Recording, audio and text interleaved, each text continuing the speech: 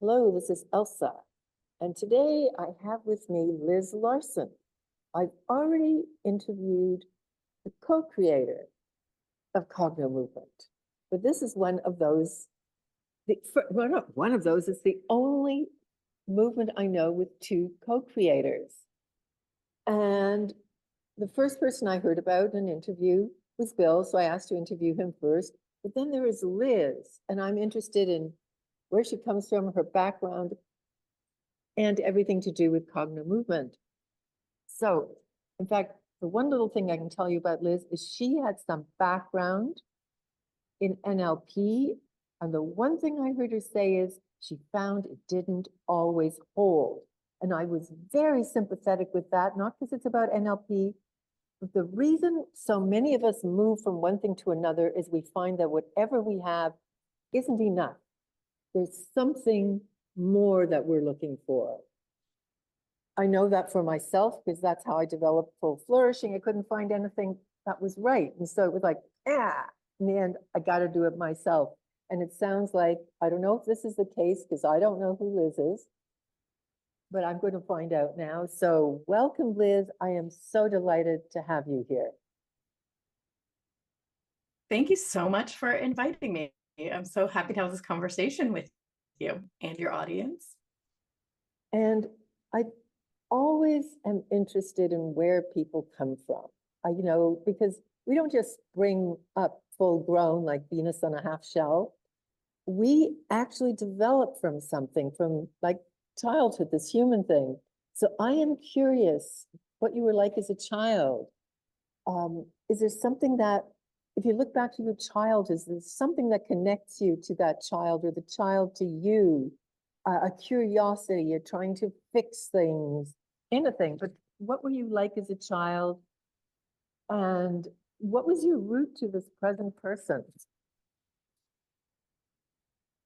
So it's interesting. So I have been this way my whole life. I was that person born knowing. When I remember being about 5 years old and having a grown-up ask me a question that I had no business knowing the answer to. And that was thought like, what the heck? But then I knew the answer.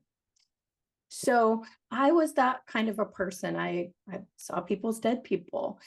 I was really that kid who lived in, that 5D that we talk about. But there was an incident that happened at one point. My mom, who was very nervous and skittish about otherworldly type things, which is an interesting thing in itself. I said something, I must have been talking about what I was experiencing. And she said, don't say that, that's ridiculous. And I could feel the fear on her body. And it wasn't fear of me, it was fear of what someone else might think. And so for me, ever since that moment, I did everything I could not to be that publicly, but privately, I was still that. In school, you know how you have those fairs, kind of a carnival. They put on a carnival at school. I don't know if that ever happened at your school, but at mine, they did every year. They approached me to be, guess what? The fortune teller, which turned out was actually quite painful for me because I saw some things that I didn't want to know about. They came to me to be the Dear Abby of the newspaper, which I did for 4 years, and everyone thought was the school counselor. Many years later, a friend, we were talking about that, and I said, yeah, I answered that question. She had put in a fake letter to Dear Abby about being pregnant, and she was Catholic, and it wasn't true. And I said, yeah, I answered that. And she's like, what do you mean? I said, I was Dear Abby. That no one believed it.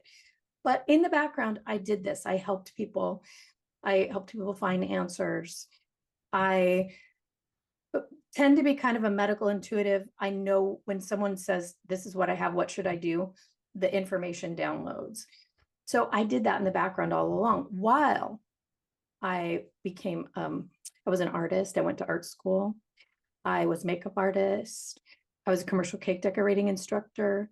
I ended up owning car businesses, car dealerships.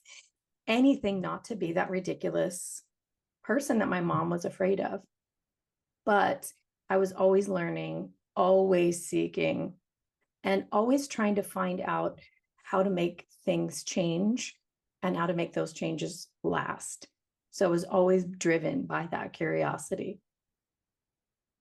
That is, but that has not yet gotten us to anything like NLP or any growth movement that's recognized. I mean, that's kind of informally doing it just because you've got this knack. Yep. So when did you go from car dealership and cake decorating? I don't know if your direct route was to NLP or you took other modalities before that. I'd love to know, like, did you, like, NLP is not like airy-fairy. It's like nice and neuroscience. So it's recognized. It's not, you're grounded in the real world. So I'd love to know what your journey's been like. Yeah. So in the background, I'm a very avid reader. And in the background, you know, I was absorbing Wayne Dyer and Louise Hay and Denise Lynn and things on the Hay House radio network at that time. Now, here's something you need to know about me. My family were Jehovah's Witnesses. So anything in the afterlife, anything woo-woo, that was absolutely forbidden. So I had to learn underground. And it was really the study of just understanding who I already was, the things I already experienced. But again, I was trying not to be that woo-woo, because that's ridiculous, right? My neurology recorded that's ridiculous. So don't be that. Don't be ridiculous. Be everything else.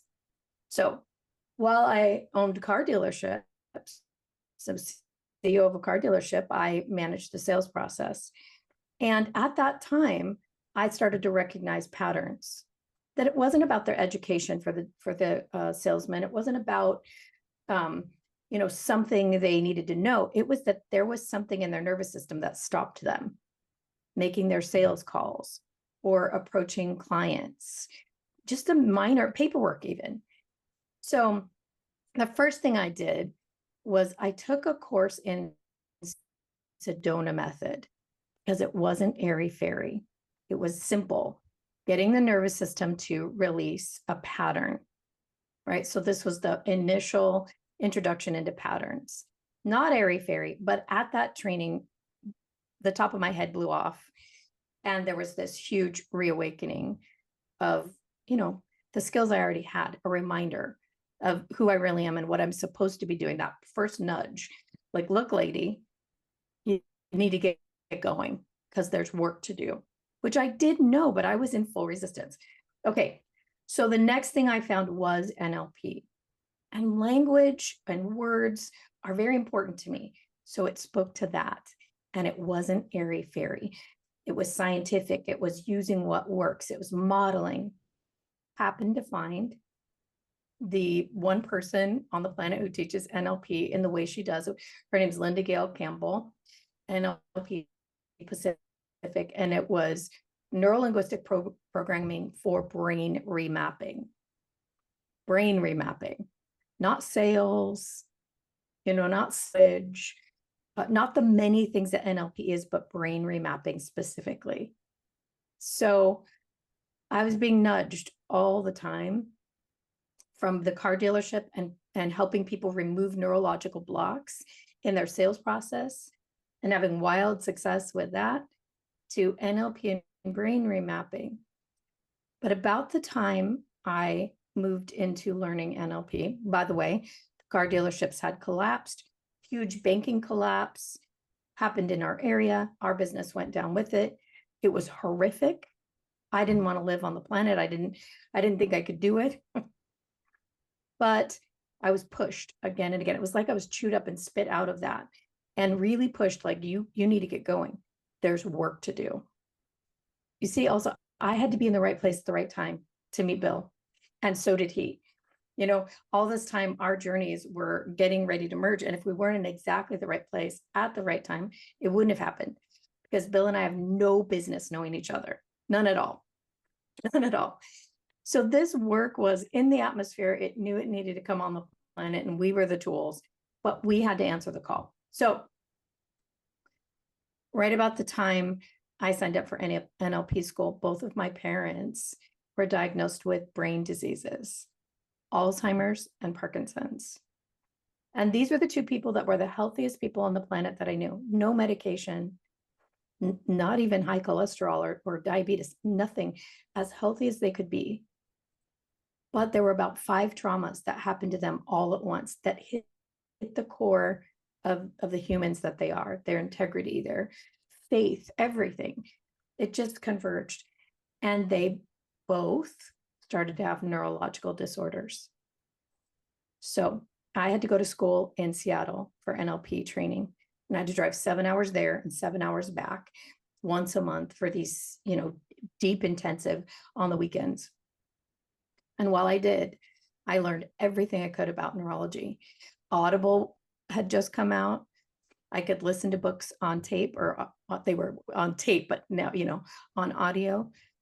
And I learned everything I could about how the body and the brain can really change, absolutely change. And all the while I was learning and becoming a master NLP practitioner. So in my mind, these things melded together, they merged. And then I met Bill McKenna. And so I'll pause there so you can ask whatever you want to ask. But that's how I ended up in the place, knowing what I know. I don't have any business knowing what I know. Not a doctor, not a neurologist, but I know things that neurologists don't. And many times we'll show them how to create change, and they're like, oh, that's not possible. Except for now it is. And then the science comes in behind it to explain why it is possible. So that's how I got there. Questions. I really love what I'm hearing. I love what you're saying. It comes together. It fits so absolutely well. I can't, I'll tell you what comes to mind next, Liz, please. What happens next? So the two of you, you're learning more and more about NLP. And at some point you went, this doesn't always stick. There's something missing here. Or at least anyhow, I hear there's something missing. And the next thing I heard is, and then I met Bill. And so I know that you got together. So I cannot imagine anything better than hearing more from you. You don't mind going on? Okay. Yeah. Okay. So I would go to this NLP training, and it was challenging for me. I'm a good student. If I'm studying something, I'm serious about it. But this was challenging, and Linda Gale Campbell kicked my butt. I mean, she held us to a high standard. It was like a graduate level training, the kind of information that she put in. So I would leave that training every month for 2 years, literally I thought, I'll never get this. I'll never be able to understand it. But I would go home during the month and I would practice it, and really, the term grok, my body would literally embody this information. By the time I got back, I had it. So thank goodness there was a month between trainings, because I needed that time for my physiology to literally understand it and take it in. So, but I would have these huge epiphanies, and I would think for myself, oh my God, my life is going to change. I just saw the answer to all of my problems, right? My own resistance, my own, unwanting to move forward and actually show up as who I'm supposed to be on the planet, all of those things. And I would leave just in euphoria and knowing my life would change. And 4 or 5 days later, I'd be back to my old habits. And then I would sort of sink lower than I had before, because I'm thinking, what is wrong with me? Why? I got it. I got the information. Why can't I feel different? And this is the key to what Bill and I do. There was a very specific feeling in my body that my brain interpreted with a meaning, you can't do it. You can't do it. No matter what you do, you can't get out of this pattern, right? This is who you are. Well, that's the huge lie that the nervous system tells to keep us safe. So this was my problem with NLP. I did go on to open a practice and start working with people using many of the things I already knew. So I was already combining other things that I knew, quantum touch, the Sedona method, NLP, anything else I had learned, I was combining already. So, but I found that it didn't necessarily stick. NLP is very good at what it does, but it didn't always stick. And I noticed that it didn't always stick for me, right? So I was continuing like everyone else, searching, seeking. At the same time, so was Bill.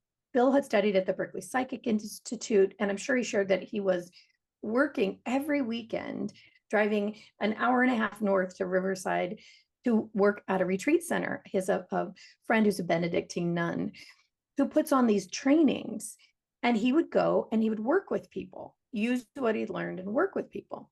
But what he found is he could get their pain down. There are a lot of old ladies.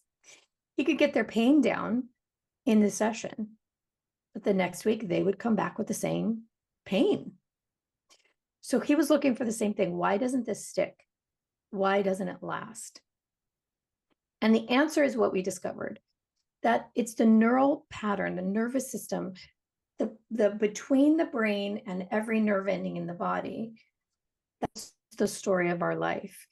We say that the nervous system is the great time traveler because it's always going back to see what did we experience and survive, and then bringing it to the present and then projecting it into our future. So in the future, you better be afraid and prepared for what happened to you in the past, right? It does this thing. And its job is to protect us. It's doing a job that it's created to do. I mean, you can use the word created, but it really is, keeps us safe and alive all the time. You know, we learn don't touch hot stove, fireplace, right? Our body records that and we don't do that again. We don't have to learn it.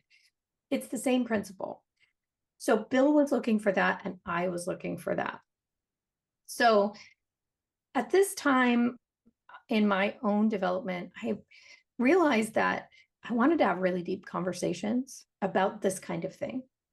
I was sick of talking to people about gossip and news, and because in my mind, that didn't change anything. It didn't change anything. It didn't help the planet at all. And by this time, I knew this was my job. In fact, I'd agreed to it. I'd made an agreement with who I call no one in particular to do the work. And it had to do with the car dealership. It was so painful on our family, so painful to me personally, that I sort of surrendered and said to no one in particular, look, I give up. I will do the work. I'll do it. Just protect our family from this terrible fallout that there could have been, right? So who knows if that agreement was signed in anything or not, but in my mind, I'd agreed to do the work, right? So I thought, these are not the conversations I want to have. So I put it out to the universe. I want to have deep conversations. I want to have conversations that are meaningful, that help change the planet. And I want to meet people like me who are interested in this. So my friend and I, Jean Hanna, I'd met her through, Kismet, basically, through had joined a class about writing a book, and it was about book proposals for getting an agent.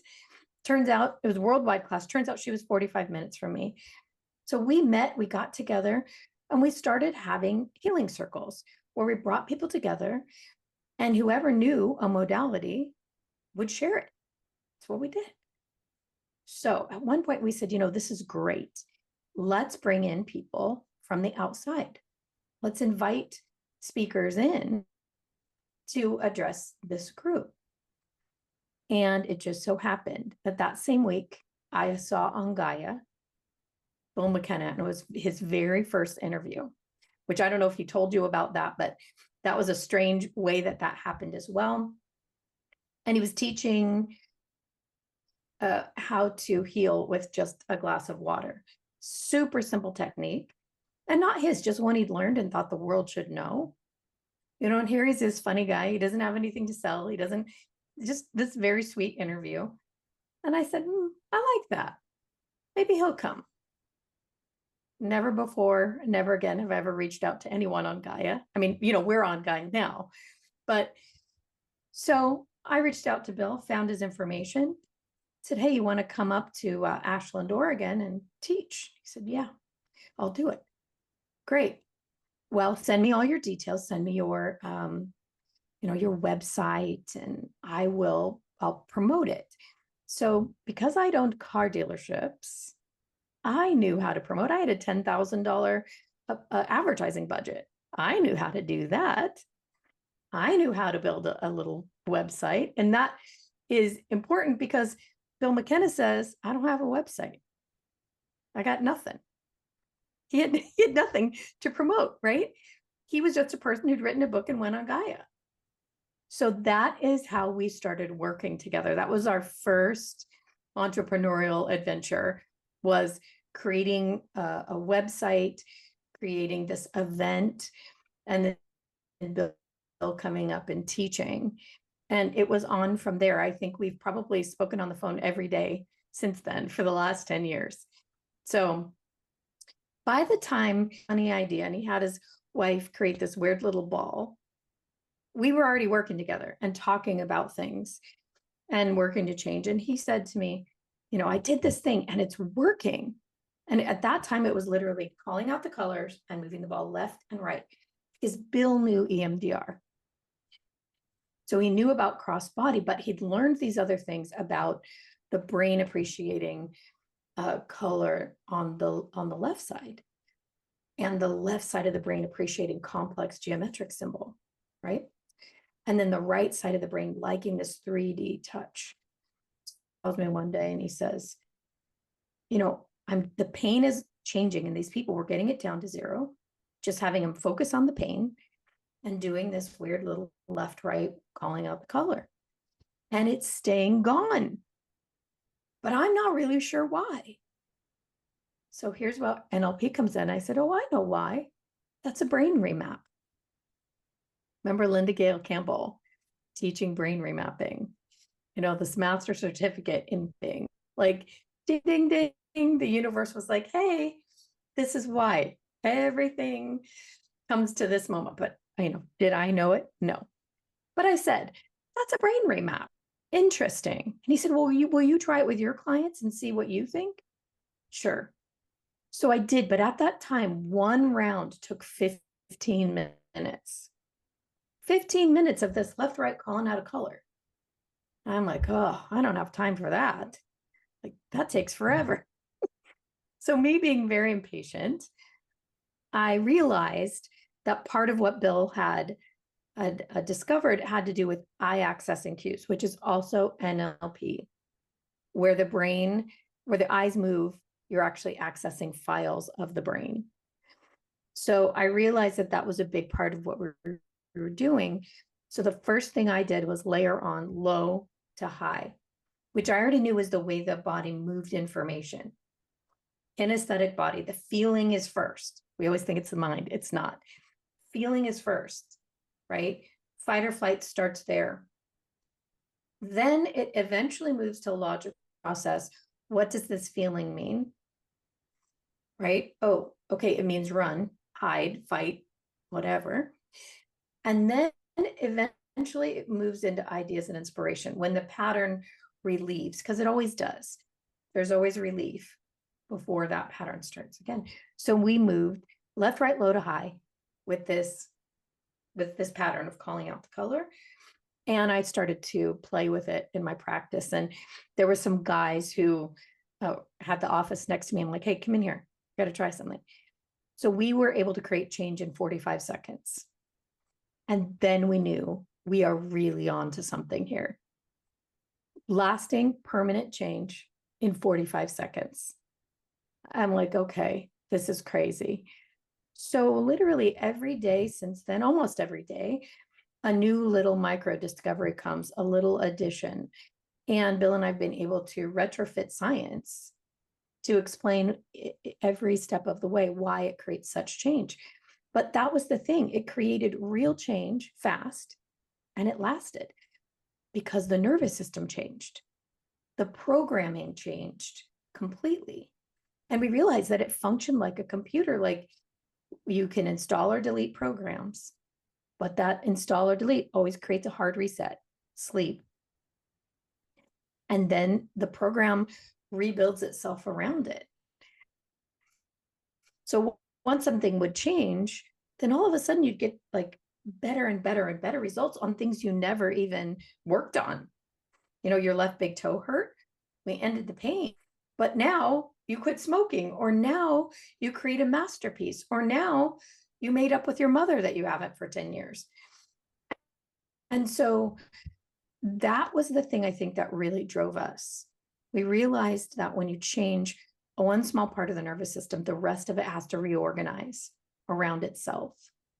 And so that has really been, I think, our daily passion since then. That is also what got me interested. The thing about permanent, lasting change, as opposed to it wears off, and also quick change. By the way, I also believe in slow change. People understanding things, understanding their behavior. I'm from a talk background, and I love the slow changes that can come when people really understand something on a gut level. So I'm not going to, at least at this point in my life, I don't sit on one side or another, but I've noticed that sometimes people are stuck on something and they can't move it.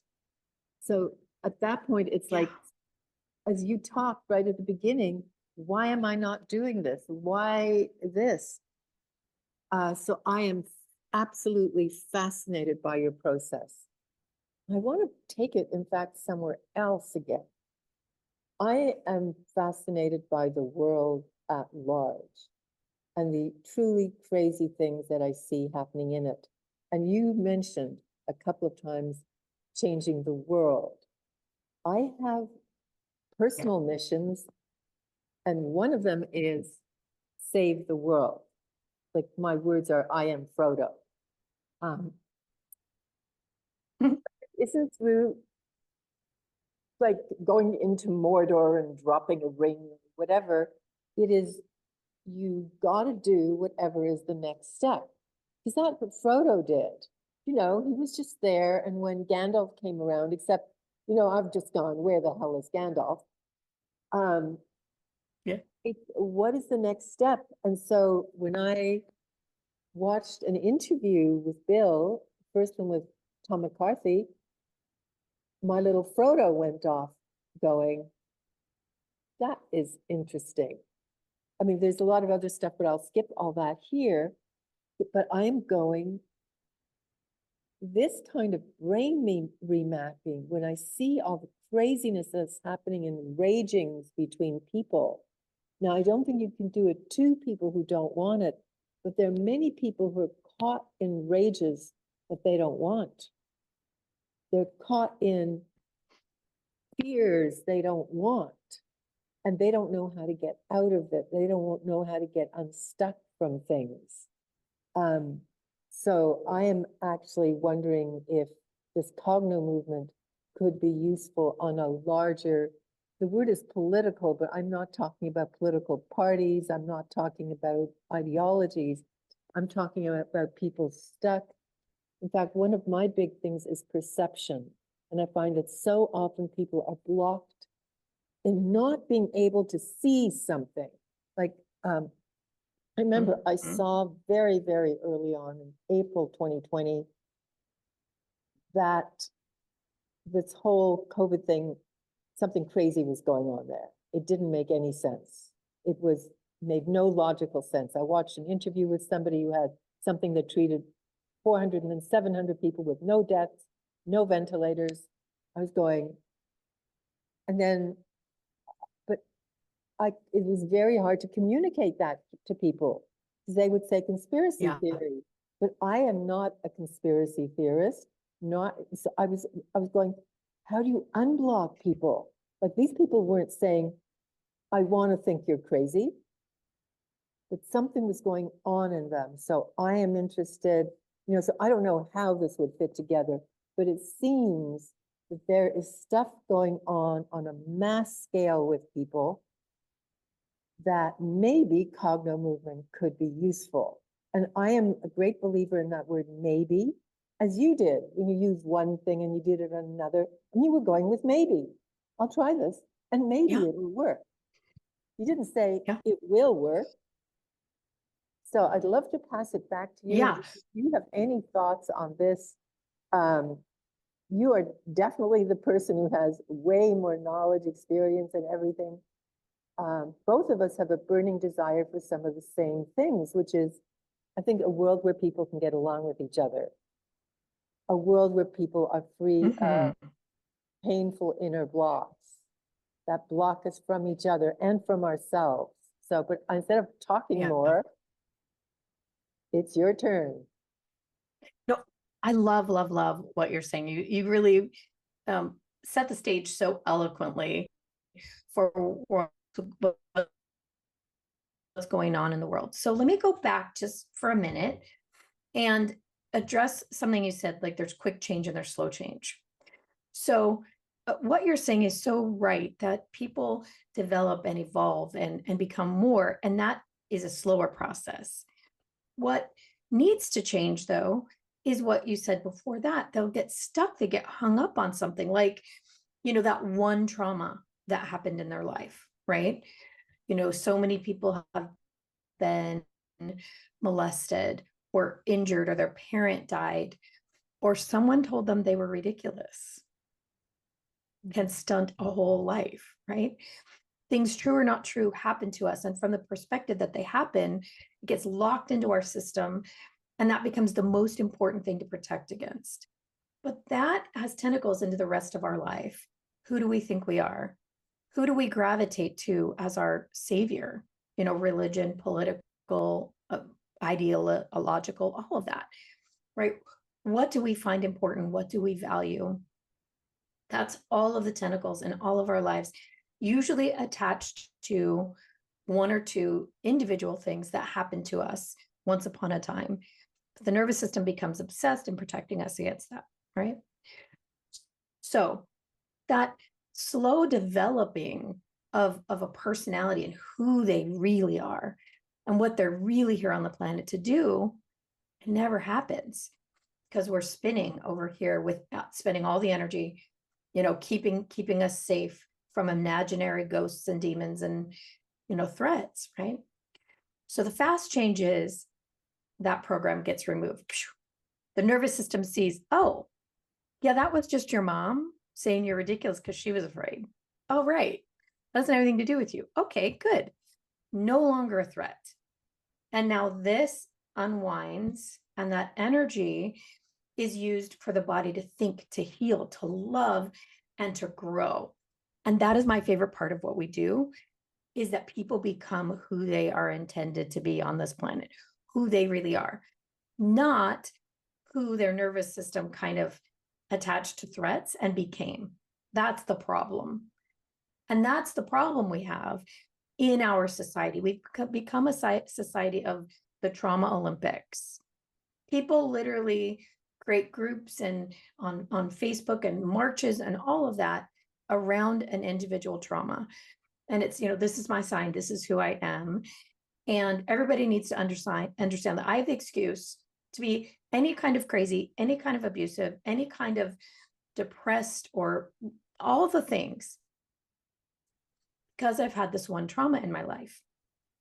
So my real, ambition on this planet is to eradicate that, because we've got people who just are not thinking, and they can't, because their nervous system is so jacked up by the threats. Now, we have a lot of in society, political, financial, health, medical, all of that, right? And then 2020 hit, and everybody's nervous system went, because we did not know what was going on. All of our fears came to the surface.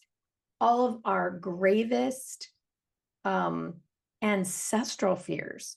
We carry those in our DNA.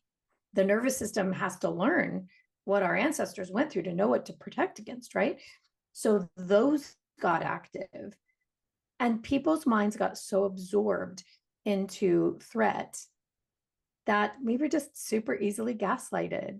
Yeah, I like the way you said Super easily gaslighted. We were told this and that, and so we go Yeah. along with it. Okay, that I'm just gonna say, like, I don't think it's only ancestral fears, but people were pushed. I remember I'm not big media per social media, but every time I turned on a YouTube video, it was fear, fear, fear, fear underneath it. Everyone's done. So I feel there was an incredible manipulation. So there were the ancestral fears, and they were saying there are dinosaurs coming to eat you tomorrow, or whatever. So that people were 100%. pushed into the fears. And somehow or other, That's just it. maybe I wasn't like, when I took it, I went like, blah. So it couldn't get to my ancestral fears, because when you spit something out when it comes near your mouth, you just throw it out and go, keep that away from me. And I think about, what is it, about 15% 100%. of people did not get taken in. So about 15% of people were spitting out this stuff. And, that was a dividing line. And but people like myself often didn't know how to reach the others, or often tried our ancestral techniques that did not work. So I might try arguing with you if you were on the other side, which is the worst technique. I learned fairly fast, don't argue, because it just makes the wall go higher and higher. But it was so hard figuring out, how do you reach somebody? Because I didn't have Cognomovement. Otherwise, I would have taken out a Cogno ball and said, Liz, pass this back and forth, left and right. So. Well, and eventually that's what we did. And that's the thing, when COVID hit, there were some of us who had the ability to go, oh, I see what's going on. And my NLP training helped. I noticed absolute brainwashing techniques. I counted how many times in a few minute period the word COVID was said in, the first few weeks. I counted it 100 times. COVID was said in a 10-minute broadcast. That is a brainwashing technique. They changed the way the imagery of news looked. It used to be we had one talking head and they told you the thing, and then they might shift to a storyline, a video, and then come back and they would talk about that some more. Now we had a talking head and a video, and the talking head and the video were saying two different things. The video was one thing, talking head saying something else, which is is set up intentionally to get our nervous system off kilter. So those ancestral fears, and then the fears we've experienced in our whole life, right? The nervous system can't quite tell what to pay attention to. Then they started to add the ticker tape along the bottom of every horrific thing that was going on. And then if you notice, it wasn't just COVID, it was COVID, and then some other crazy thing happening on some side of the planet. And then there was, just opening of borders, and then everybody's fighting about that. And then there were killer bees. And like you said, dinosaurs and dragons were coming. If you look back at that time, there are countless, literally, it's not possible to count the threats that were coming all at us all at once. And they were all just, for lack of a better word, insane threat. So for some reason, there was a psyop on us. Our nervous systems were hit so hard. So during this time, Bill and I are very neutral anyway, politically. We just always have been. We just don't pay a lot of attention to that. One, my religious upbringing, they were very neutral, so we didn't get involved. But in our practices at that time, we had to maintain absolute neutrality, right? Because there were people coming in on both sides who were out of their minds with rage against their 90-year-old father, against their teenage child, against their best friend.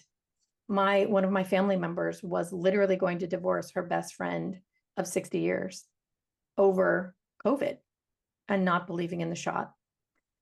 And so what we did was we just let them rage. We let them have their story. We agreed with them. Yes. Yeah, absolutely. That's what we always do. Agree with the nervous system. And pretty soon the nervous system sees itself and it comes out of the fog. So here's one of the big techniques to know. When COVID happened, we didn't go to work anymore, right? We stayed home and we did this. We looked at the screen, which means that you're not accessing the rest of your nervous system. You're not accessing the rest of your brain. You get locked into a fight or flight pattern. And so you cannot see another perspective. You can't see what's standing right next to you. You know, people were being hit over the head with this information. We were being shown that it wasn't true, and yet we couldn't see. So our jobs were to just literally open the whole visual reference, give people access to their left brain and their right brain, give people access to the part of their brain and nervous system, the whole body involved, that could have compassion again for the belief of a 90-year-old person or a 17-year-old kid, that allowed for them to think for themselves again. So your question is a long way around. How do we change the world? Mm-hmm. When we change ourselves, and we now have a much greater perspective and a much greater awareness, which we call consciousness. When you're aware of all of the options and then you're able to choose, that's true consciousness. So when that opens and one person changes themselves, whoever is in your neurological soup, within your vicinity, who you're connected with, can't help but be changed, because that calibrated loop changes, right? I do this, you do that, you do that, I do this. If I no longer do that, the pattern doesn't exist. And they're changed, and the next person is changed. But it's greater than that. And here's where it gets a little more metaphysical, but it's physical, is that my signal changes. The signal that I inhabit, that fills my field. And our fields inform the greater morphic field, as Rupert Sheldrake would say.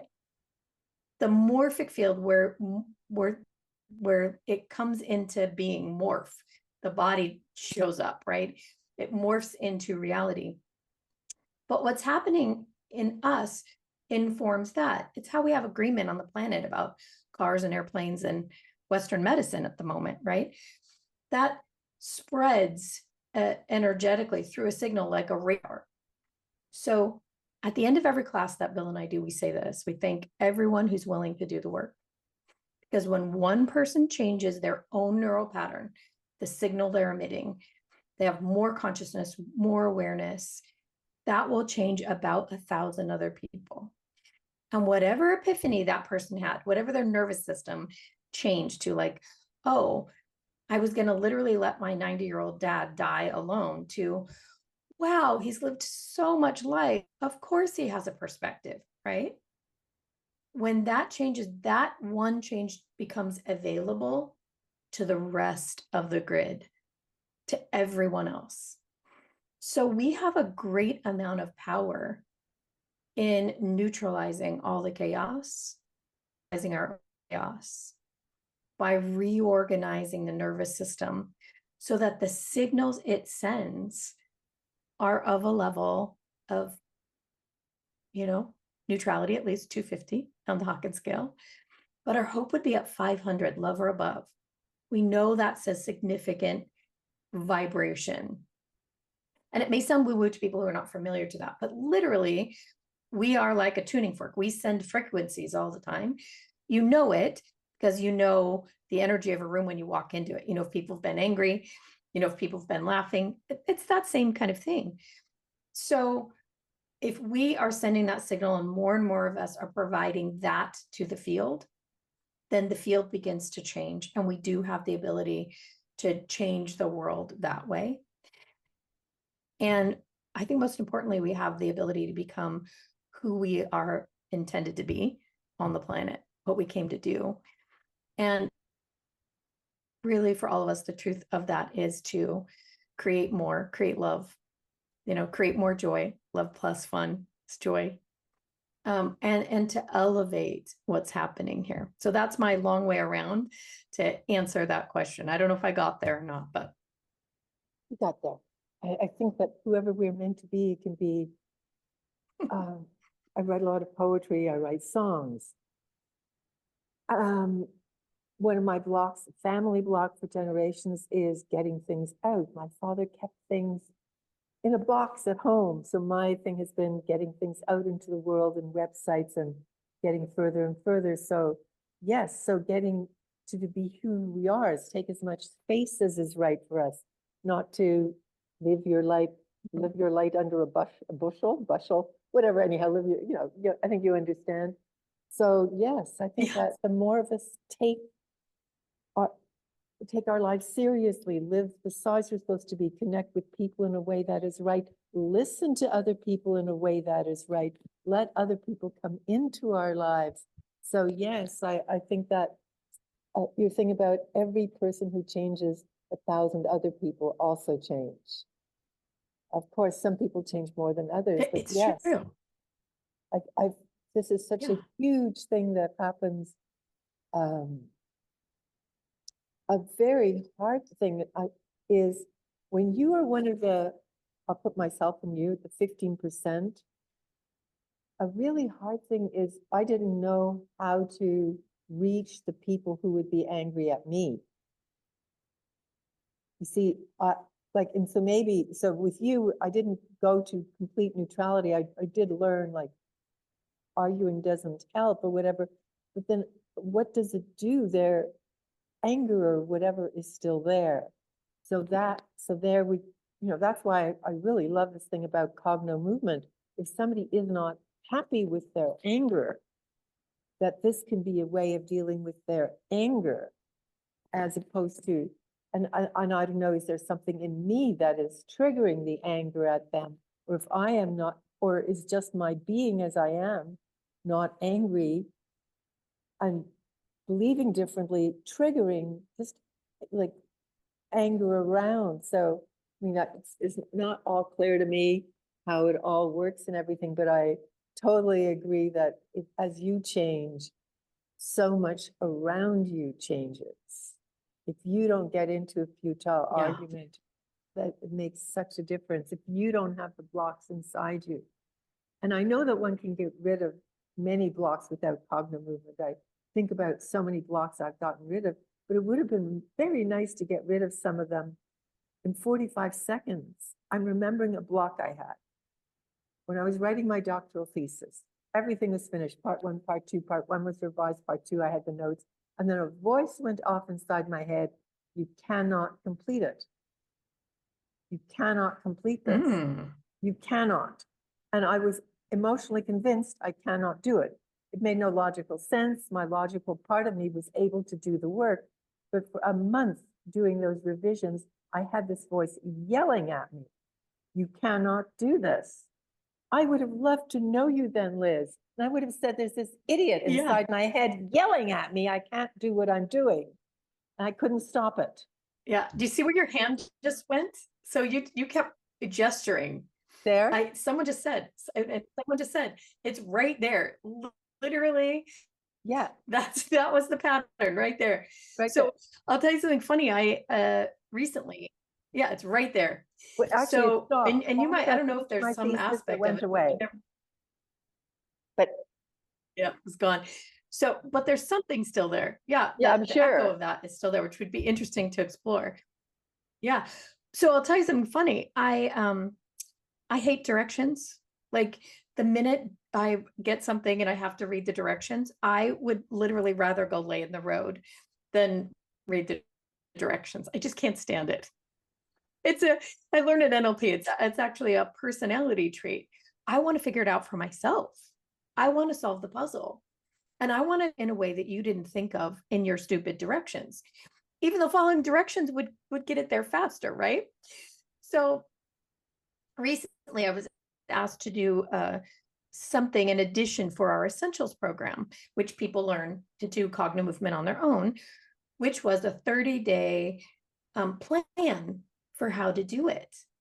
instructions, written instructions for how to, what to do and what sessions to do and how to keep track. Well, my nervous system locked down, like, I just can't do it. I can't do it. I can't do it. I'm not doing it. Right? Just aggravated as I could be, just the suggestion, right, of having to write this. So I came to my desk and I came in my bathrobe. I made myself not get ready for the day. So there was no chance I would leave my desk and run away from it. Now I have a tool for this, right? It's called Cognomovement. Did I do it? No. So because I, just have this belief in no directions. So it just reminded me when you were pointing, over to your right. So here's what I did. I took up my ball, was waiting for something to download. And I literally went like this. I made my eyes stretch, took a big deep breath, and I let myself have that feeling. I don't want to do this. I hate doing it. I'm going to create something on the planet that I can't stand, which is these written directions, right? So silly. I literally moved the ball 3 times on this side. So my left side accessing my right brain, creative brain. And instantly I'm like, oh, I know how to do that. Went to work, right? Waiting for the next thing to download. I did a little bit more. Oh, I'll add this, right? Just opening my vision. I was here on this. I can't do it. I can't do it. I just started talking to my right brain by allowing myself to feel as annoyed as I did and just moving over visual reference. And then, of course, I did the other side, and eventually I did the whole left, right, low to high. And I got this thing that I'd been fussing about for a week. It had obsessed, taken up all my time. I got it done in 20 minutes. So, right? These funny things happen. Like the nervous system is saying, you can't do that. Who do you think you are? What are you doing? You're not supposed to do that. Who knows what reason? But the minute that you can get that open, and that's the 45 seconds, and this was probably 10 seconds, I moved the ball. And I was able to remove that block that felt so real in the moment and was literally just a weird little lie my nervous system was telling. That is fascinating. I'm sorry I didn't have a Cogno ball because I'm remembering that was such a powerful misery. And I'm thinking it would have been so easy to give in. And I know somebody who got to the last 20 pages of her doctoral dissertation and stopped. She knew exactly what was supposed to be in it. And she did not write it. Her thing was, oh, you wanted your doctoral dissertation more than I wanted mine. And I was going, well, maybe because I had this screaming voice in my head, so I must have really wanted it to go against that screaming voice. But it's just that her block was somewhere different. And if she could have done that little thing, and I'm thinking about the thousands of ways that different people block, they don't put in the job resume. They don't quit the job. They don't confront the person. They don't keep their mouth shut. There are so many different ways that. Yeah. We just keep repeating a pattern we don't want to repeat, but we can't get out of it. And the nervous system is so good at keeping us stuck, not for bad reasons, really, to keep you safe and alive. And it records everything that we do. It really is our subconscious, this whole nervous system. It takes in information and then it calculates that information and creates an action or a reaction. So if it deems it as unsafe, no matter how much your logical mind thinks this doesn't make, it'll keep you locked down because it believes something's going to kill you, weirdly.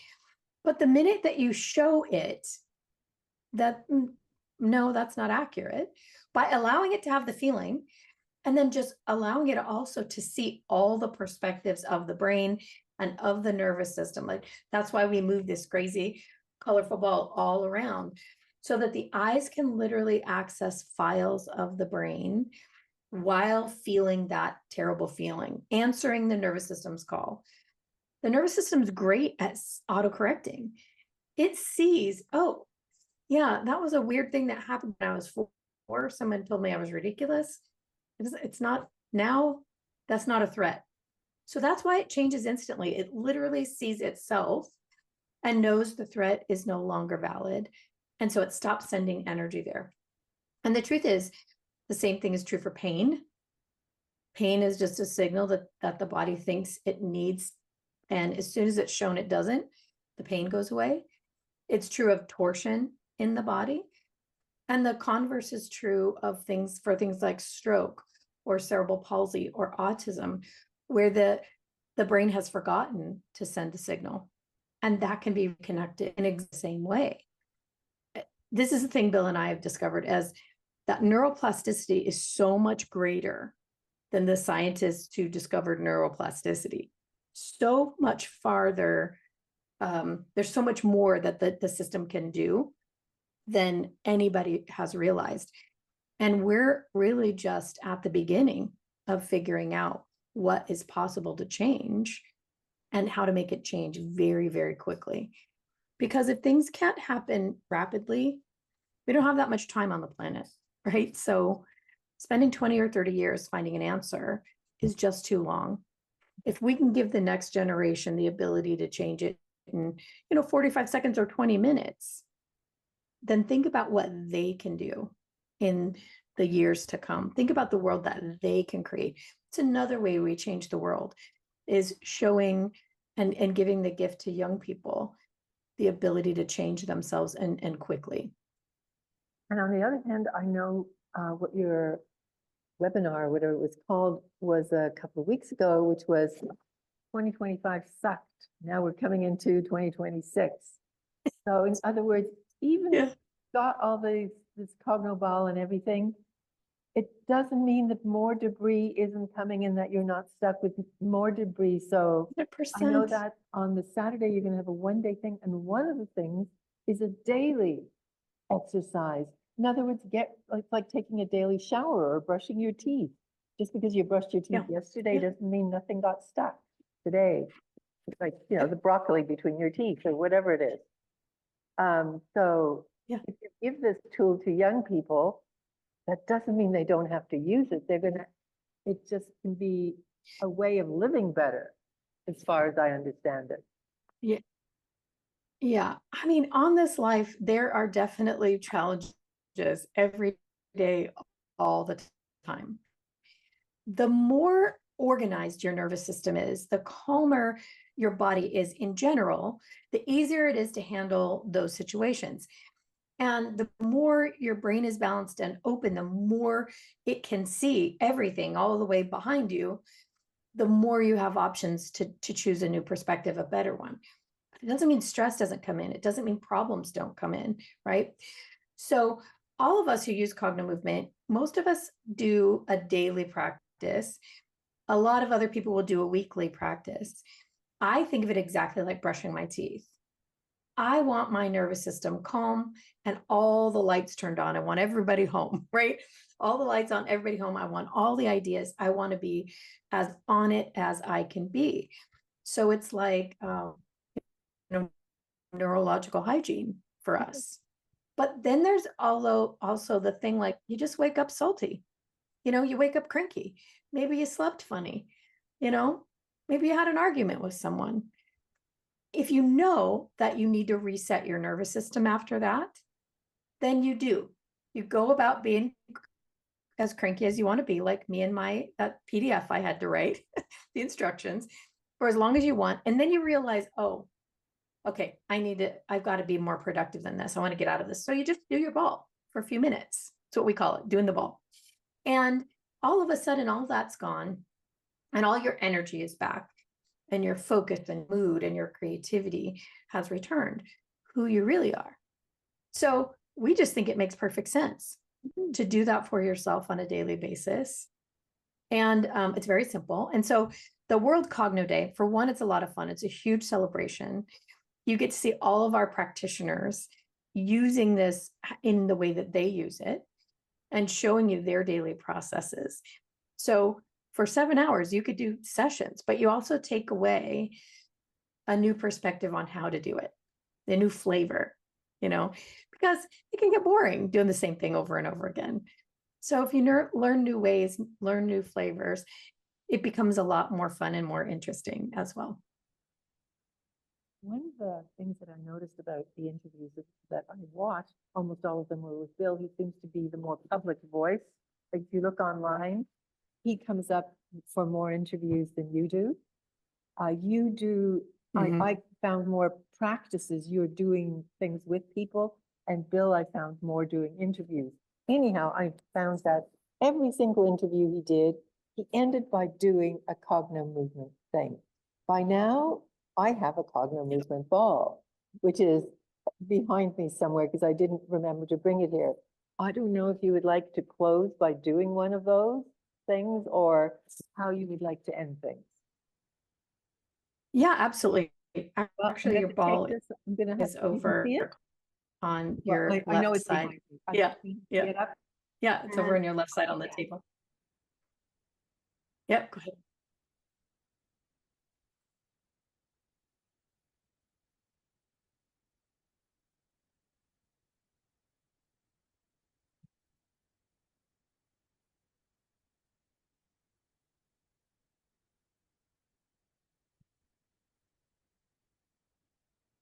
This is the. Okay, you got your Cogno ball. Thanks. So this is when we like to do a special. Yeah. It's back in my ear. The better to hear you with. There you go. And yeah, there we go. So yeah, so what I'll share with you is one that we like to give for audience who maybe are new to this, but it's something that will change things for you right away. Yes. And it's called the 4 perspectives of the brain. Have you ever seen this one? No. No? Okay. So this is based in eye accessing cues, and that everywhere the eyes look, you access a different part of the neural pattern in your head, the brain, which is attached to the rest of the body, the eyes, the brain, spinal cord, one unit. And so when we move the eyes, we can affect the rest of the body. So as it turns out, your kinesthetic body has one opinion. Your left brain, so I'm on the right, but that's your left brain, has another opinion. So the kinesthetic body is going to feel things. It's going to have a sensation about this. It's going to be more described in feeling. On the right side, you're going to be in the left brain. So more linear thoughts, more mathematic types of things, more not so creative and more like facts and that sort of thing, left brain. On the left side, you're going to be in the right brain. And this is the part of the brain that knows how to relax and it knows how to be creative. The eyes up position is ideas and inspiration. This is my favorite part.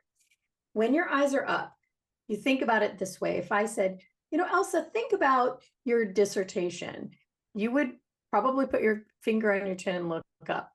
If I were to say, what's your most favorite place on the planet, the most beautiful thing, what's awe-inspiring, you almost always look up. But if you win, you look up as well. I win, right? Up here. Ideas and inspiration. This is the part of the physiology that can create future pace, get out of the rut, right? So here's what we'll do. For everybody who's listening, think about something that is a little problem you need to solve, or something that annoys you a little. And I say pick a small thing because we just have a short period of time, right? So pick something that you're like, I don't know, I don't really like that, or I really need to find my solution. And then you're going to let your eyes drop down to like you're looking at your own shirt, and bring the ball to like solar plexus level, just like that. And this is the kinesthetic eye position. This is that connecting with how does my body feel, and let yourself feel how you feel about this situation, the solution you need, or the problem that you have. No spiritualizing, no making excuses, just literally letting it feel the way it does. If you're frustrated, be frustrated. If you're annoyed, be annoyed. If you're confused, be confused. If you're hurt, be hurt. And just start to notice what the body does. How does the body get active? In this eyes down position, we're going to be able to notice it better. We're talking to the kinesthetic body, and the body really likes to be paid attention to. But notice what gets active. Notice what the sensation is. Maybe it's the pit of your stomach. Maybe it's your chest. Maybe your hands go numb. Maybe your big toe hurts. Just notice it and take a big deep breath in and relax down into that feeling. Oh. So my question to you would be, would you be willing to allow the feeling? Just allow it. I'm annoyed. I'm irritated. I'm frustrated, whatever it is. Breathe into it again. Big deep breath. And just relax into it. Let your whole body drop. Oh, great. Good work. All right. Next thing we're going to do is we're going to take that cogno ball between both of our hands, and we're going to start to move it left and right. Left and right, all the way left and all the way right. Now we need to keep both hands on the ball. There are big changes that happen when our hands cross the center line of the body. Good. And let your eyes stretch. Don't let your head turn. We're getting the left brain's opinion, the right brain's opinion, but through the body, through the sensation. And all this time, you're just letting yourself feel exactly how you feel and start a little dialogue in your mind about this issue that you have. Good. No making excuses, no trying to make it right, no explaining, just what it is from your perspective. Good job. 30 more seconds, breathe. And relax. Good job. Stop for a second and just let your head rest. If you're doing this for the first time, you might notice there's a sensation in your head. Something feels a little different. Maybe it's a little dizziness even. That's fine. Just let it be there. And just let yourself notice how you feel about this issue. Good. All right. Next, you're going to put the ball in your right hand.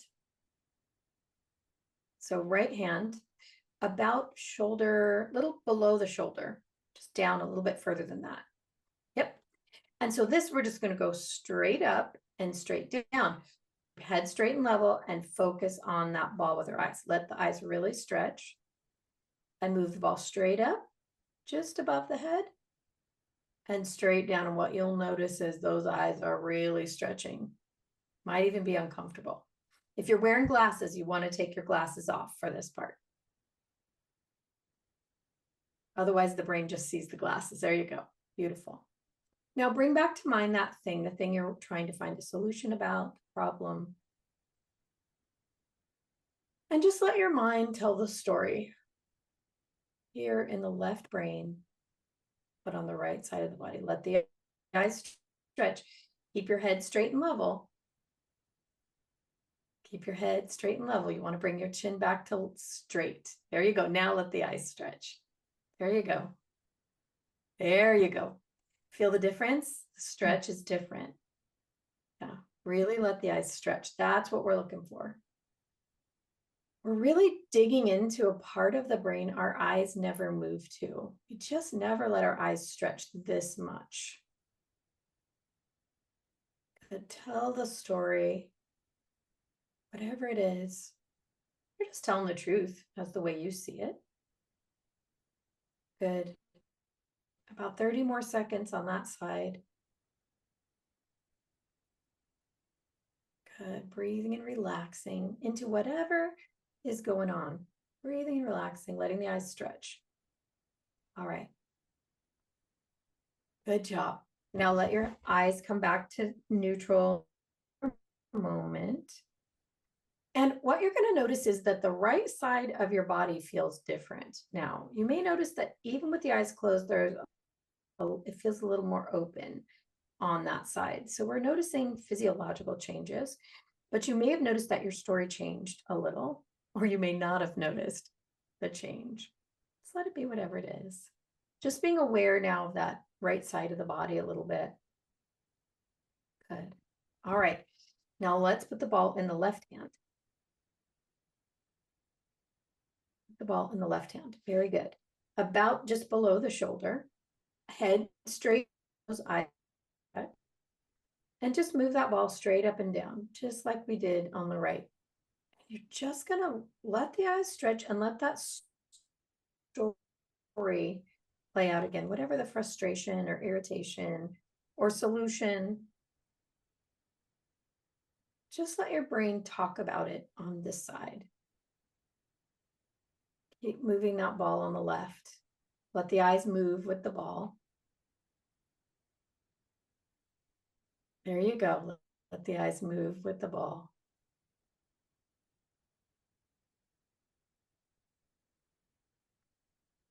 Good job. Let the eyes move with the ball. Let them stretch. And you may notice that they really don't want to. They don't want to go there. Keep pushing them there. Follow that ball. And let the story play out. Whatever it is. And breathe. Make sure you breathe. Lots of times we hold our breath because the nervous system's not sure what we're doing here. So breathe. Keep following the ball. Let the eyes stretch. 30 more seconds. And we'll let that ball drop and let the head rest again. Let the head rest and breathe. And notice what the left side feels like now. Just notice what your body feels like on that side. Does it feel more open? Good. Just resting and noticing left and right. Noticing how it feels. Good. All right. So this is the last round, and we basically made a little square. We're going to go up over the head. Now, the easiest way to do this is to kind of keep your elbows together. And you want to have your chin down and eyes up. Again, we want the eyes to stretch into a position we don't normally go. You're going to move that ball left and right. Yep. Really let the eyes stretch. Follow that ball. And let your story play out one more time. Your issue, problem, or the thing you're looking for a solution for. And breathe. Don't forget to breathe. Relax into your body. And let the story play out. And let's add on a little prompt here. What else is possible about this thing? Breathe into it. Move the ball way up. Let the eyes really stretch. Really stretch.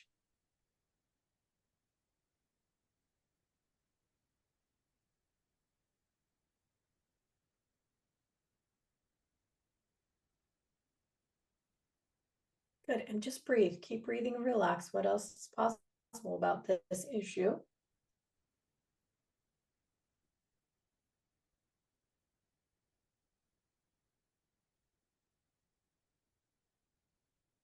Good job. Take a big deep breath. Push the ball way up into the sky. And pull it down like it's attached to a bungee cord, letting the eyes follow. Good. Just let yourself rest for just a couple more seconds. You can pull your shoulders up to your ears. Maybe stretch a little bit. Move around. You want to move the information through the body because this is not just for the brain. This is for the whole body. And then just come back to whatever that issue is. And notice what it's like now. Notice what it feels like now. Notice what's the same and what's different. And notice if you came up with a solution.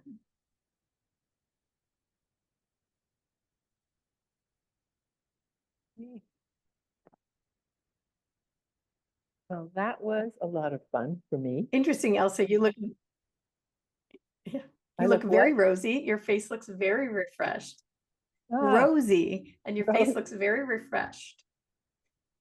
well, great. Yeah. It felt very, very good to do that. I hope everyone else has felt good too. Obviously, I was impressed enough by what I saw that I got the essentials course and I got the ball, and because I think that there's really something there. Obviously, or else I wouldn't have bothered interviewing both of you, and I'm so delighted, and I really see tremendous potential for this. I really like that. And one of my quests, in fact, like I have more than one. One of them is like save the world, but Cognomovement is part of that quest because it's anything that does anything. So part of it has been 2 people unjustly imprisoned. It's what can I do there? I can publicize the issue, or I can contact them, and here it's, oh, isn't this really good? Or I can do, so there's so many things. And if this frees up people to do more of what their quest is, because I believe we all have quests. You say what you came here to do. I see it that you are born to do things that move you. If it's take care of a child or a pet or a garden or political movement in a healthy way, because I believe you can be involved in politics in a very healthy way, not just in a crazy, closed-minded way. I always say to people, you're not a vegetable. Because if you're a garden, you're in a carrot, yeah, you're meant to stay in that garden and not move. But if you're a human, you're meant to be doing something. And I see that Cognomovement, from everything I've learned about it, is something that really encourages people to be able, my word, flourish, for you to be who you are meant to be. It was different words, absolutely the same thing. I want to thank you. I'm going to put on my glasses here because I see actually really well without them, except at this distance where I see better with them. And you know what? It's like Cognomovement. It's good to do whatever makes your whole body do better. I want to thank you. And I also want to say, do you have some last words for people? Probably you do. Do you have some final words that you'd like to leave people with? Well, definitely. One, I want to encourage everyone. I don't know when this will air, but on January 31st is World Cogno Day. It's 7 hours of free sessions and just amazing, uplifting people. So I encourage everyone to come to that. You go to cognomovement.com/upcoming events, or just go to Cognomovement, click the events and register. I'm going to interrupt. If you missed it, because this interview is going to be around forever, below the interview on my site, or you can tell people how they can access it. Because, for example, I watched last year's Cognomovement Day. It's not as exciting as watching something live, but I want people to know you'll be able to watch this at any time. But now I'm going to give it back to you, Liz. Tell them about it. Today is Wednesday. Thursday, this is going out. And people will have 2 days to sign up for the event. Yeah. So register and you can come live on Zoom, which is a lot of fun. And then it will live live on YouTube. Last year's was broadcast live on YouTube as well. If we can figure out how to make that happen, because things have changed between Zoom and YouTube, we will do that as well. But eventually it'll be there on YouTube for you to watch and do again and again, which we really recommend people do. If there's a practice that you like, just zoom to that piece and do that session. The second thing that I want to offer everyone is right now, today, our latest Gaia episode has just launched.